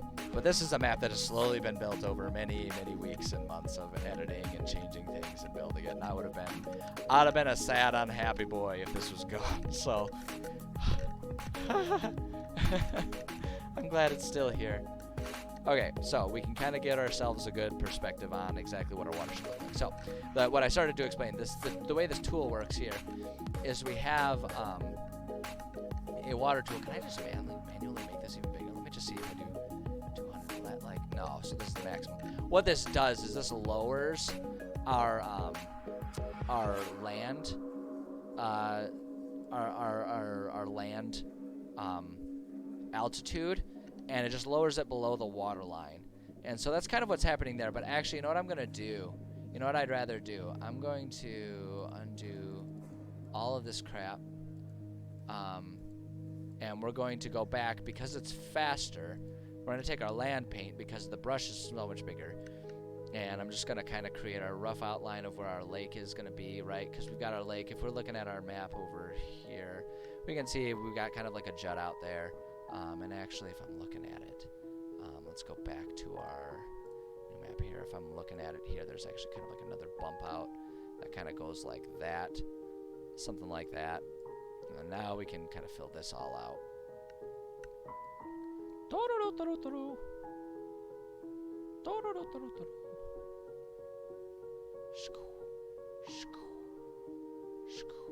This is super thrilling. Are you guys glad that you're sitting here watching this? I'm glad you're here watching it, but there's no way to make this small little task all that exciting. Oh boy. It can show feelings only to the extent to which you program it to. All right, so there's kind of our rough outline here, and so now we can go back to the tool that I had started talking about here, right? So we've got our altitude tool, and what we can do is we can kind of do this to give ourselves a bit more texture and interest to our to our coastlines here. See how much more interesting that just makes everything look immediately. Like, I absolutely love that I can do this, right? And it just kind of accidentally inherently makes islands. And I am such a huge fan of the way, just the aesthetic that doing that ends up providing. Because see, now suddenly we have a really interesting coastline, and I love the way that ends up looking. You know, I really love that. And then if we want to undo stuff, then they've got the same tool to, like, you know, increase elevation, right? So we can add stuff like this. One thing that I'm now immediately concerned with is because of the size, the pixelation size, this is looking much larger than I meant it to be, right? Because we look at this, and so now we can, like, zoom in, right? I really wanted the level of detail to be much more like this for a city, maybe even more like this for a city, right?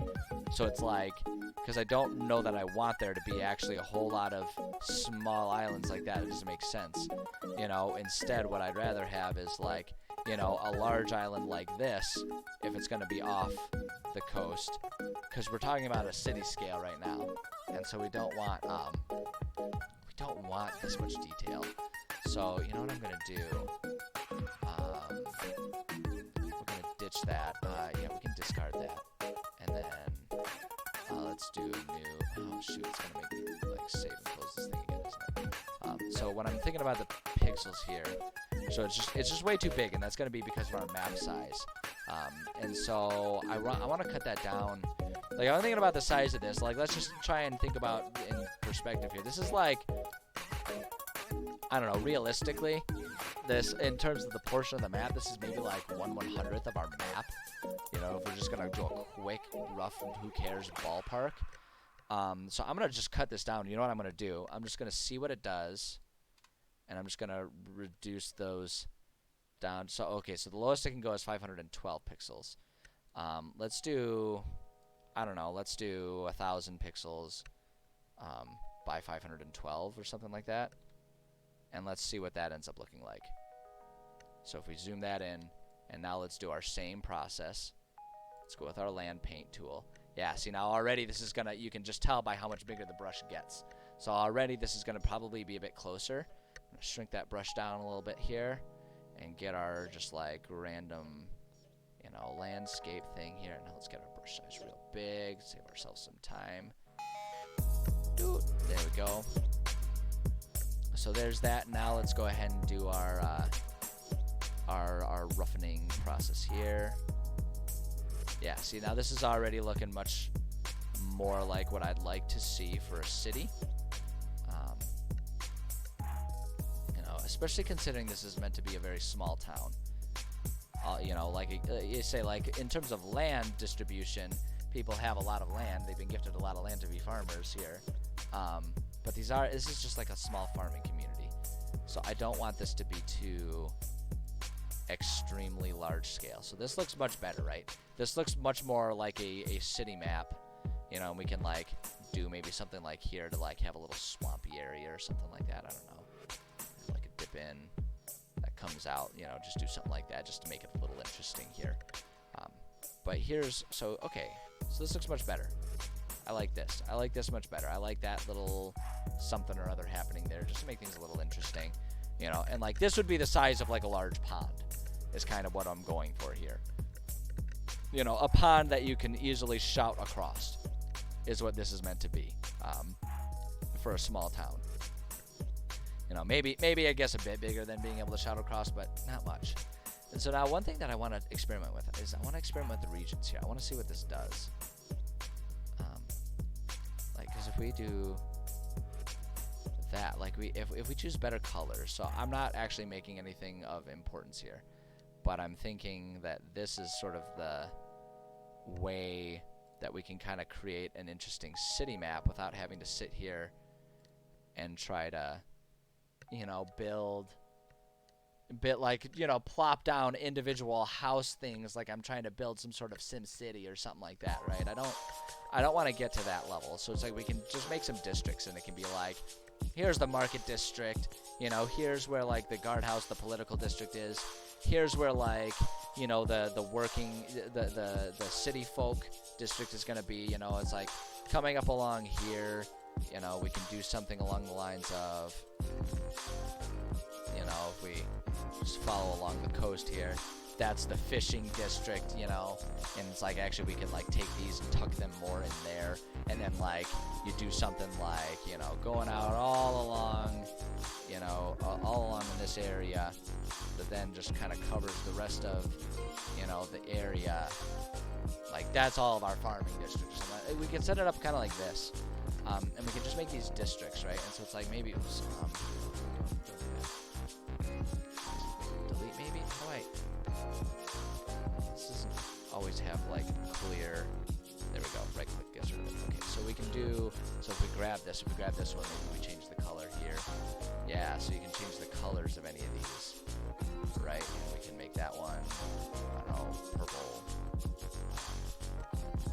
Grab that one, make that one, leave that one, maybe make that one yellow because it's the farming district. Okay, so if we do that, and then if we, so that'll work. And so then if we take our labels, we can do like farming district or something like that. So it's like this is the level of detail of map that I want to do. Ultimately, I'm going to take the time to make this much more pretty and much more pleasing to the eye. Right now, it looks a very hodgepodge kids coloring book together, and I like to strive for something a bit more, I don't know if I want to use the word professional, but a bit more stylized than that. But like I say, I've never actually made a city with this tool before, so this is just me kind of moving around and experimenting. So I think this will work really well, and actually what we can do is we can just make it a little prettier that way. And it's like we can do stuff like that, and we put like farming district there, you know, and like what we can do is maybe let's go back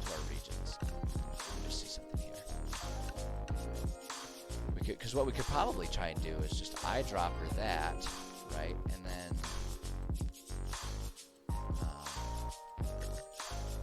so that, well, yeah, so if we do that, let me see. We do that, but then maybe make it, why are you not changing the color right now? Yeah, there we go. So if we like eyedropper and just make that color consistent, because we can do, if we're going to do borders, right, then we can just do color, eyedropper, grab the eyedropper. It's gonna be a little butthead about all things, isn't it? So I guess I'm just gonna be. Oh, you know what I could do? It provides the tools here. Copy that. I'll go here. Paste that. Enter. Grab this one. Color it. Boom. There we go. So yeah, so we can make these all kind of the same color and just label them that way. So that way it'll look a bit more stylized.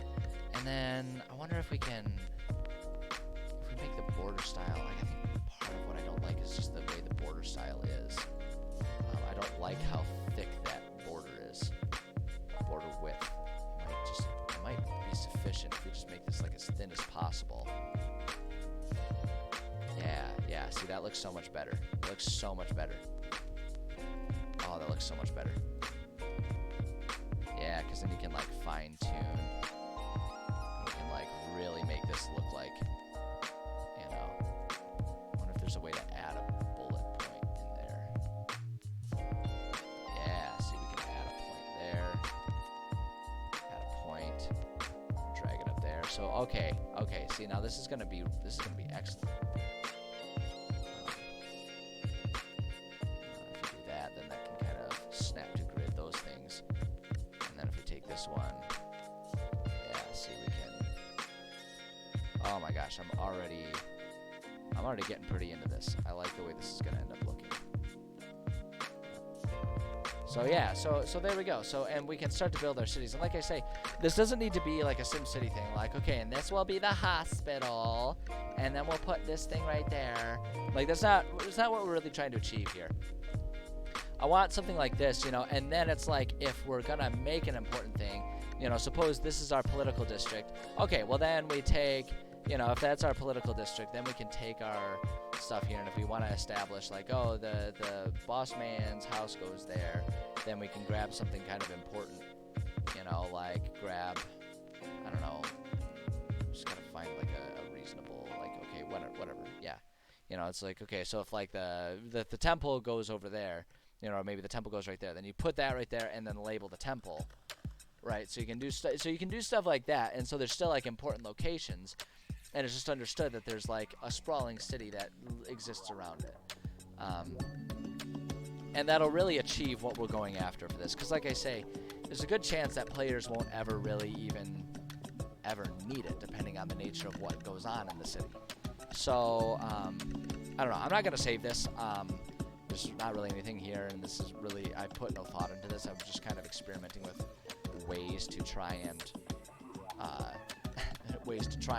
use this WonderDraft tool to make a serviceable city map, you know. And I might play around with this a little bit more on my own time too, so that way I can come back.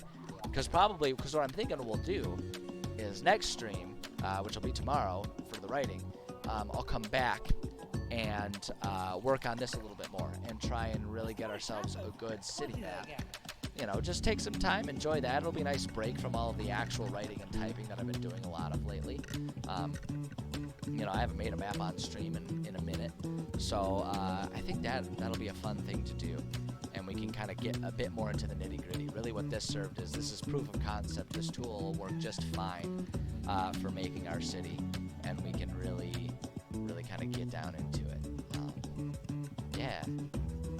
Cool. I dig it. I hope you guys dig it too. So, alright, looking at the time, I'm actually 5 minutes over schedule for when I'm supposed to finish my writing stream, so I can switch over to my video game stream. So what's going to happen is I'm going to take a break. I'm actually going to take like a 10-15 minute break. Just rest my voice a minute, go to the bathroom, refresh my beverage, because I've been sitting for like 2 hours now. So, I love you guys, but not enough for me to sacrifice my own bladder comfort. So I'm going to take a little break. and then I'm gonna come back and do some video game streaming. I am right now streaming Mass Effect 2. So if that's something that if you wanna just like hang out and listen to me babble about other things that aren't homebrew while I play Mass Effect 2, I'd love for you to stick around. But if you're here because you like the writing stuff and you don't have much interest in listening to me as I play a video game, I promise you I won't be offended by that. Everyone's got different interests, and I'm just pleased that you share even one of mine, regardless of which one it is. But that's what's going to happen. As far as writing stream goes, I do believe I'll be streaming tomorrow. Either tomorrow or Thursday. My day job is going to get in the way of me streaming. It's looking like it's going to be Thursday that I won't be around.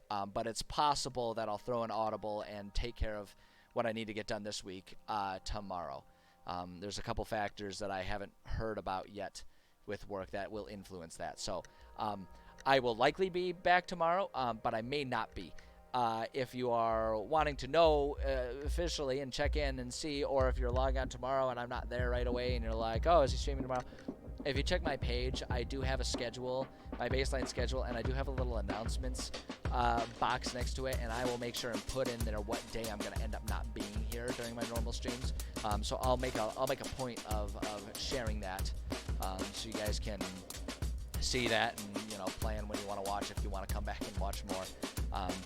But as of right now, I'm expecting to stream tomorrow, but that might change. That's the upshot here. So we got that going on. Let's see, I'm trying to be better about self-promotion. We kind of already mentioned it, but I do have a Discord.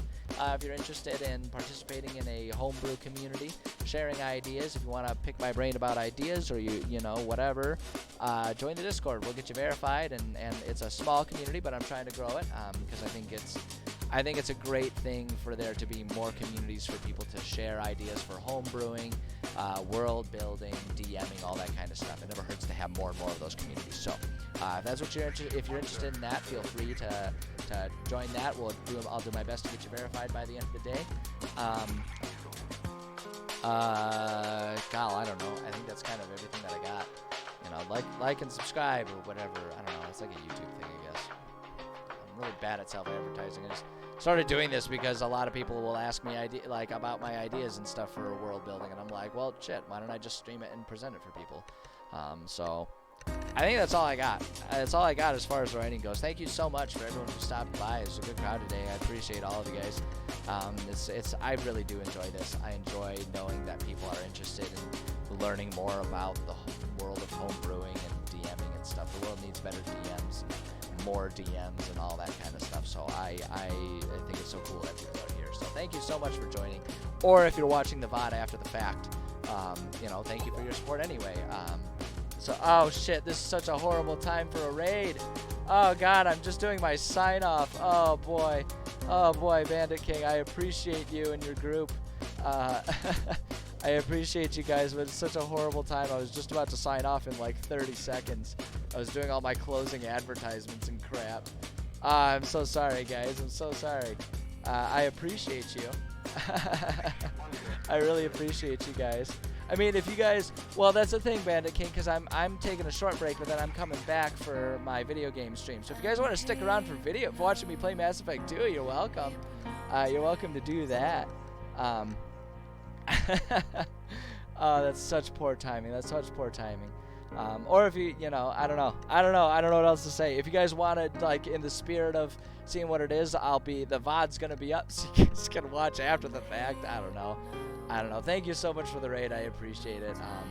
But yeah, no, I will be back in like 15 minutes, but it will not be for my usual world building thing. Sorry. Sorry about that. I appreciate you guys. Try back to later this week. I stream at the same time. Baseline, I stream Mondays, Tuesdays, Thursdays, and Fridays at this time to do the world building. So check back later this week. I don't know, man. Oh, God, that's such poor timing. But thank you. Nonetheless, thank you guys. I really appreciate it. And yeah, I'll be back in 15 minutes, and I'll be doing my Mass Effect 2. So if you're here for me, there's plenty more of me to go around. If you're here for writing, I don't know. I'll see you later this week. But yeah, that's what I got. But yeah, I'm gonna be honest. I really have to pee, so I'm gonna I'm gonna close out the stream here, and I'll be back in a little bit. So if you're hanging out, sit tight. If not, I'll see you later. I appreciate each and every one of you. Okay, but for real, I'm ending the